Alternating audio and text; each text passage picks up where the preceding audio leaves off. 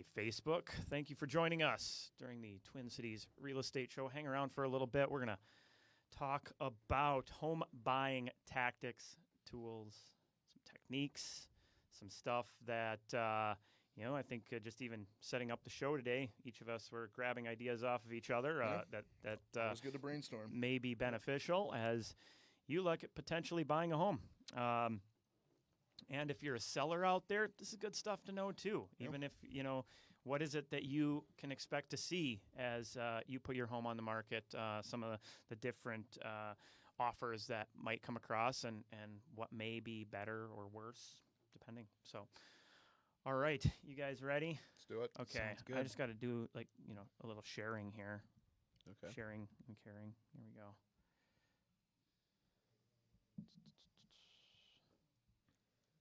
I had a good friend of mine ask me, he's thinking about selling. He wants to know what's the average day on the market.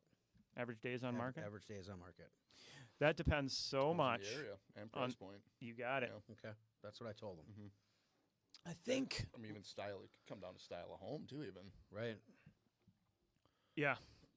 Type of property Yeah. makes a big difference. If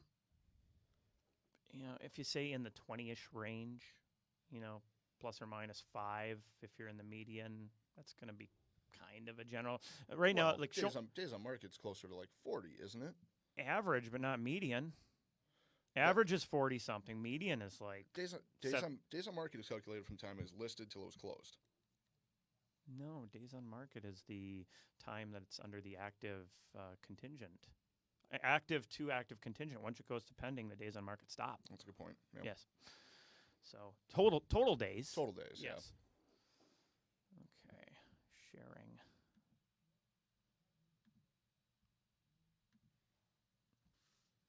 Yeah, and that's the thing to keep in mind.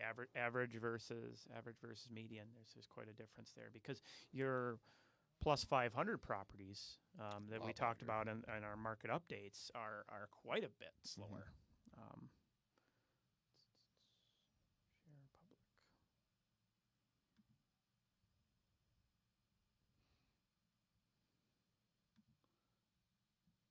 Well, school being back in some communities, it's maybe slowed it down a little bit too, right? School started already? I know. I didn't know that, so we were always after Labor Day, Yeah. right? There's a lot of schools that are starting earlier now? Yeah, like there's a lot of schools that are back.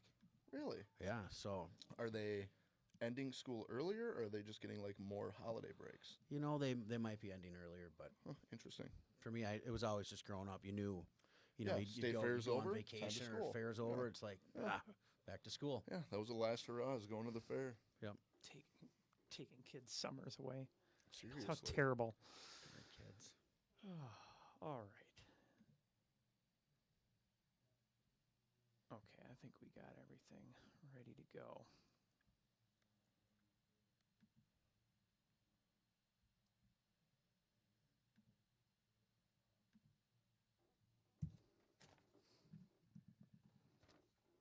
And you can catch this show if you're driving around on a Sunday. You want to listen to us on the radio, AM 950, Sundays at noon. Absolutely. Or you can just continue to watch on Facebook. There you go. Anytime you want. Anytime. Options. Or podcast. There you go. Do that. Okay, here we go.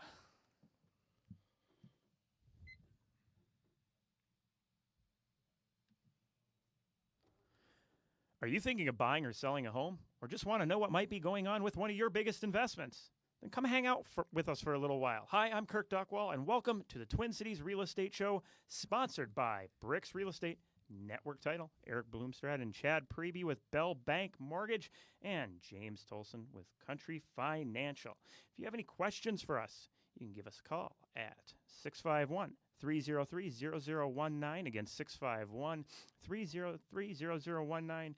Or you can check us out online anytime at Bricks Twin Cities. That's BRIX Twin Cities.com for the latest and greatest searching and researching tools. Follow us on our Facebook page as well, where you can see events, upcoming listings, market trends, and so much more. Watch us record live most Tuesdays around the noon hour as well. Today we're talking about home buying tactics. We just came out of a very competitive spring market, and I want to get into. And I think we're going to have another competitive fall market. Things are a little definitely. quieter. We're going to talk about that as we're towards the end of the summer here. But yeah, we're going to kind of discuss some of these tactics and techniques as you go out and start looking for a property that might give you an edge over other people that are out there. I'd like to thank Joe Schwartzbauer for joining us from the Grey Duck team at Bricks Real Estate. Thanks for having me. And again, Chad Preby from Bell Bank Mortgage. Thanks, Kirk. And you know what? One of those tactics is, getting that loan set up, the right loan set up, Yep. and the nuances of the loan. And we'll get into that shortly as well. So, yeah, let's talk briefly about the current market conditions. Okay, so we've just crossed in the median sale price range from 4 showings per week, right about, to below that. And I kind of have drawn that as the line between kind of a faster paced seller's market above 4, swinging towards more stable or a more buyer friendly market. I think when you get down below 3, it's really getting into more of that buyer's market piece. Yeah, less competition, less offers. You can negotiate a little bit further. Yeah. Right. So we have this period of time, state fair time, dog days of summer, end of August. I mean, told my wife, I'm like, gosh, I really wish I'd take off August this year because August is always usually a quieter month, right? As you can see, I'm not taking off August. But it is a time of year that as a buyer, you have inventory typically at a higher point than it is earlier in the year. And that days on market increases because that showings per listing per week drops, which means it takes more showings or more weeks to hit that average number to get an offer. So this can kind of set you up to maybe not be in as competitive a situation. That said, there's still plenty of homes that are going to be very competitive out there. So knowing some of these different tactics can help you with that. But one of the things we're going to talk about is maybe how to spot those good deal properties that maybe are getting ignored by the general public. Because I have had countless buyers this year that's what we're swooping in and getting at a really good value. And these are some of the properties you should be looking for. But first and foremost, get the right tools in your hands, okay? That's the huge. big third-party marketing-based sites, although I love using them for researching, they're not going to be my primary search tool, Definitely not. okay? I'm not saying I'm not using them. Yeah, you can find for sale by owner coming soon. There's some of that type of stuff on there that you can find. But yeah, if you're looking at the rest of the properties, you need to have a great site that you're using. Right. So, I mean, there's many to choose from, okay? And we each have our favorites. It's really coming down to finding one that you like and making sure it's accurate. Yes. Right. So I know, Joe, you have some of your systems you like to use. I have some of my systems that I like to use. All these different tools. The key is they both are doing the instantaneous updating. Yes. Right. Which is very important if there is competition for properties. Yeah, and that's what I talk to the buyers about. It's like, you know what? Whatever site you like, that's fine as long as it's updating instantly. Yes, use it, definitely. If it's not updating instantly, have our app, use that, check it out, definitely. Right, back check the properties. Yes. I know some people, they just don't want to leave the third-party sites, Right. at least for the first few weeks of their home search until you're like, yeah, that one sold. Right. Yep, that one sold. Yep, that one sold too. Yeah, that one sold too. Let down. Yeah. That one's accepting an offer for 3 weeks now. Yeah. Well, and then we talk about the worst thing that can happen to you as a buyer, especially if you're under a timeline, is to be looking at the Wasting wrong time. home. Yeah, Well, the right home is selling. exactly. Right. So using the accurate tools, and a good agent is going to guide you, hopefully is setting up a buyer meeting, chatting with you, maybe after the showings, getting you set up with these tools. So that's first and foremost, get those in your hand. And kind of what I would say simultaneously, if not, maybe I said first and foremost, maybe I'll backtrack, maybe do this even potentially a little before, is start that pre-approval process. You got to be ready with it. Right? Yep. Because, I mean, if you want to be playing around looking at homes online, fine. But I don't know if I'd be going out and looking at houses in person until No. you've started this. Right. And I'm using that word pre-approved versus pre-qualified. Okay, That's a big deal. and I want you to chime in on this. What is the difference there, Chad, between these two? Well, that's huge, Kirk and Joe. We got, being pre-approved is, when I'm going to collect, or your loan officer should be collecting your income docs, your asset statements, digging into. Oh, but when I went online, I didn't have to do any of that, Chad. Right, I get yeah. approved in 3 minutes. I can be approved in 3 minutes. And we do have those lenders out there. They're all about the go online, we'll get you pre-approved in not pre-approved, pardon me, pre-qualified. There's a big difference between pre-approved and pre-qualified. But they can get you pre-qualified in a matter of minutes. So, but me as a buyer, if I'm buying a house, and my real estate agent and the person that's selling that house, they want to make sure that you're pre-approved, right? Yes. Yeah, bring me that pre-qualified from that online lender when it's my listing. My guess is it's going to end up as toilet paper for my cabin. Right. and again, pre-approved is we're pulling credit. We're asking questions about your history. And a lot of things is, someone that's gone through a divorce, they don't put child support on a credit application. Right. Or some type of income garnishment. Those things can bite you in the end. time. So being pre-approved, having full confidence on making that offer is going to bring you success down the road. Well, and that's the key as a buyer, to have the solid approval Yes. from a reputable lender. And there are national lenders that are very reputable, but the key is reputable, right? Take the time, do the research, get that approval, submit that stuff, because these pre-qualifications, don't kid yourself, they're going to ask you for all the same things. The problem is if they ask you for that when you're already accepted and now they have to start changing the terms, you got problems, right? And that is not, it could become very costly, very quick, and cause lots of headaches. So to spend that time up front is well worth it. And you can shave that time for closing down, which can give you a huge edge. It should give you a big negotiating advantage. Yes. Because Right. maybe those sellers have already moved out. There's multiple offers on the table. One of them wants to close in 40 days. You've got, 15 days on yours. Right. There's that's worth maybe a few $1,000s to those sellers. Absolutely. Right, flexibility, especially with some of these types of properties that are maybe a little more motivated. The estate sales, Yes. relocations. Yeah, just being able to be done with it quickly. That's something a lot of them want. Yeah, maybe Exactly. they've already locked down another place and they've moved, whatever it might be, right? So, giving yourself that edge is huge when you move forward into that offer process. Well, one thing too, sorry to cut you off, is I always look at this as the advantage to the buyer too, because the information on that application is only as good as that person putting it on there, and most consumers don't know how to calculate income, right? Nothing against people, but maybe there's income that we can use that they didn't know they had, right? The different income qualifications, so maybe they qualify for more than what they thought they did. And we can get them into a house that maybe makes more sense, right? And going Rather down that than whole having them just approval settle rather on than something. Qualify. Well, right? and Yeah, or if you exactly. pull early, maybe you find out something they could pay off a card or pay down a bill and improve their credit score, which it improves their interest rate, right? I Exactly, mean, exactly. these things are all just beneficial.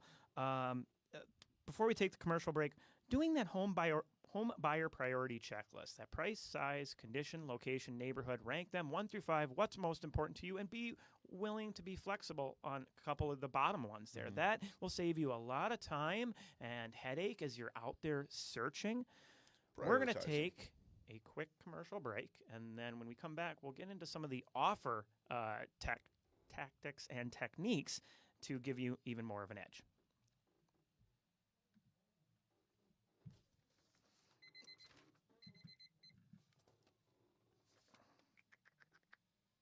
Oh, yep. I want to do the look beyond the photos real quick and then maybe get into that. Okay. Okay. Ready? Ready.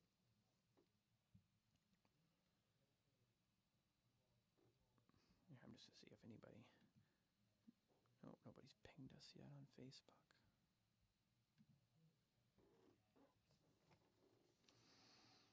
All right, here we go.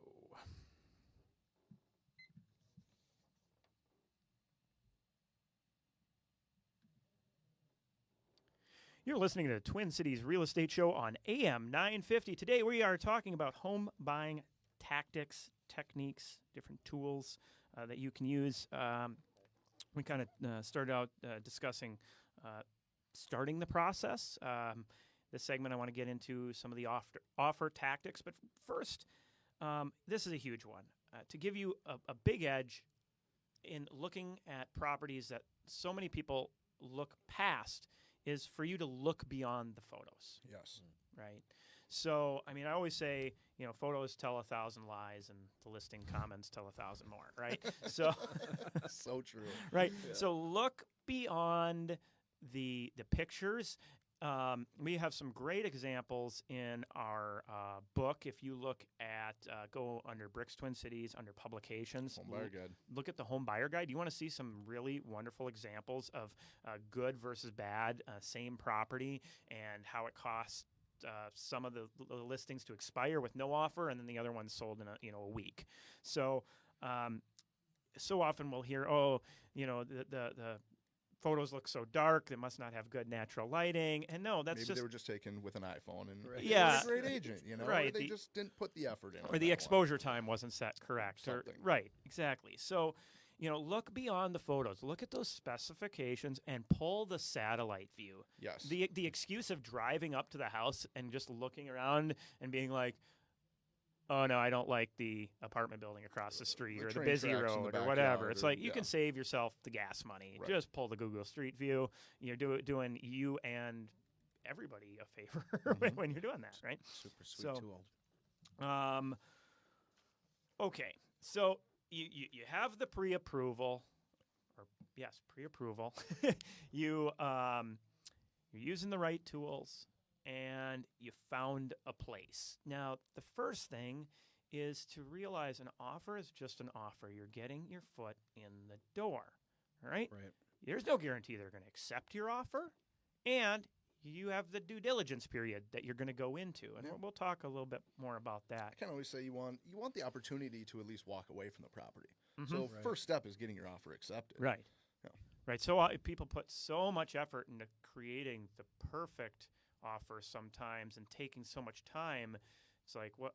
You know what? Well, now Get you lost it. Yeah. Now you've lost it, right? You got to, like, oh, I got to check this out. Oh, I got to check that. Like, that's your due diligence period. That's what that's there for, right? So we want to put together, an offer that works for you, but that hopefully, I mean, the goal is if you're making an offer to get the house, Yes. right, at the best terms that we can achieve. Mhm. And that's another key word, achieve, right? You got to get it. Well, if you're 80% there, you're there. So, okay, first thing that you want to do, you find that house, you want your agent to do a market analysis. No shooting from the hip here, people, No, okay? very, you're very important. You're You- dealing with hundreds of thousands of Yeah, dollars. you've got to know the value, the true value of that house. Right. Exactly. And it doesn't matter what that house 3 doors down sold for. It's doing a full-on market analysis. And then it's calculating the value to you. That's important. There is something to be said about that. Yeah. You know? Understanding what your own, you as a buyer, what your situation is. How long do you plan on staying in that house? If it's a 2 to 3 year type of a plan, maybe you don't go in so strong on it. But Right. if you're thinking this is going to be a 10-year home, it can be worth overpaying just a little bit for it. Because if it's the home that you love and you really want. Well, and is it overpaying when it's the home you want? Exactly. And Is it it- gets that- you it. exactly. Right. You're paying what it took to get it. and you're paying what it's worth to you. Exactly. Raising your children, good school districts, Exactly. stuff And like I that. tell my clients this. I'll be the first to say if you're making a dumb offer. Without a doubt. Yeah. Right, like, Yeah, okay, no, you're that's being too crazy much. here. Yeah. So you're just not trying to sell them a home? No, the home will sell itself, right? You Exactly. need to go through and make smart decisions Right. and talk through it. But, there is that factor of what it was worth to you. Okay, so the structuring the offer. So one of the first things is talking about what truly is the net offer to the seller, right? And what I mean by this is there's what's called closing costs, which is the buyer's property taxes, the buyer's homeowner's insurance, the buyer's title fees and loan origination fees. Okay, so buyer's closing costs, right? Now, there are a few ways to deal with this. You can roll it into the financing, which creates a higher gross offer than what the net offer is to the seller. And you need to understand what you're truly offering someone, or else you may be submitting a lot lower than you think you're The submitting. net Correct. offer is really, in Right. my opinion, The net the offer. most important thing What to is the most bottom sellers. line? Yeah, the bottom line. What are they going to walk away with, essentially? Exactly. Yeah. Now, in a competitive market, maybe you decide, hey, is financed the way we want to go? But hey, is there a possibility? Is there a concern about appraisal coming in here, right? Right. Well, this is where something called lender-paid closing costs can be effective, and especially with rates as low as they are right now, rate goes up a little bit, lender pays your closing costs, Yeah. Maybe not as big of a deal when rates are so low. right? Correct. So it's an option because typically, especially like an estate sale situation, when you're dealing with lots of parties, that cleaner that offer, you get rid of the closing costs altogether in the offer itself. Don't worry, they're still there. But you Right. get the lender to pay them, or you pay them cash. It's out a matter top. of looking like a very strong buyer as well. When you come and you're asking Right. the sellers to pay for your closing costs, they're like, "Well, does this person not have Right. enough money to really close on this property?" It's reason for pause on the Right. sell side. Exactly. We talked about getting pre-approved, so that way you can be much more flexible on closing date than a lot of potential buyers out there. So if you take the time up front and don't fall for the TV ads that try to get you pre-qualified in 3 minutes, asterisk, right? And you do a little due diligence, you can set yourself up for some really good success, because all your other competition, more than likely, is Just sitting there with pre-qualified. 30 to 45 day closes, Right. right? Because they're not truly pre-approved yet. Correct. And so you might be able to do a 15 or 20 day close on that vacant house, right? Guess whose offer may look a little more attractive, especially if somebody's moving out of state, even if the dollars and cents aren't there. Yes, Right. that strong, solid buyer that they know there's not going to be any issues. That's who they're working with. Upping the earnest money.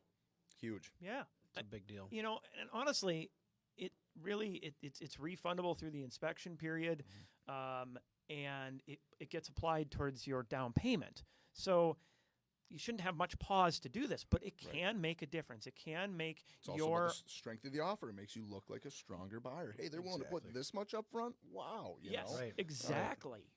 It can give you that edge It's again. a psychological edge, without a doubt, I believe. Yeah. For sure.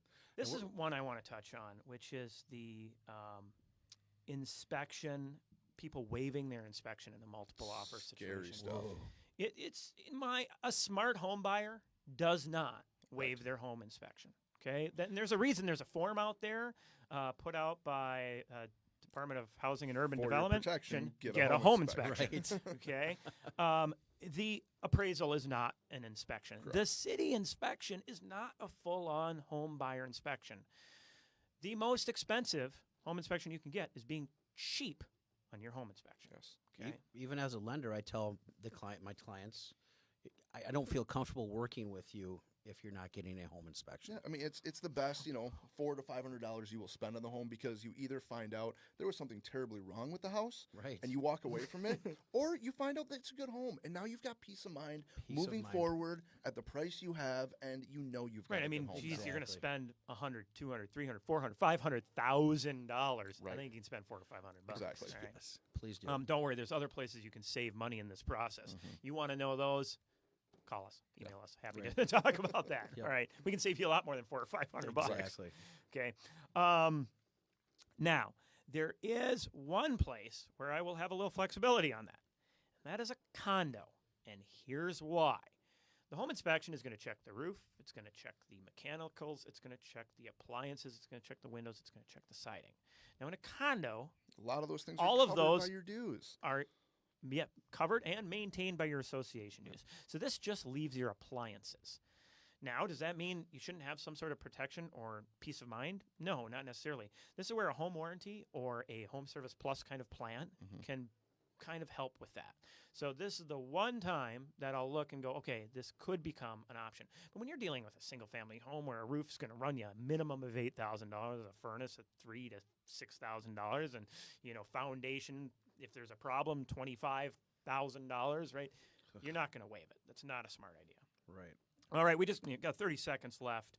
A couple other things I would love to have gotten into, which is escalation clauses and appraisal guarantees. We'll maybe just have to touch on that another day. Yeah. Email us, give us a call if that's something you want to talk about. 651-303-0019.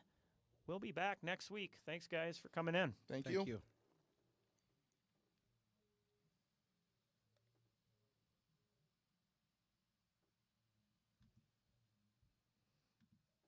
Bye, Facebook.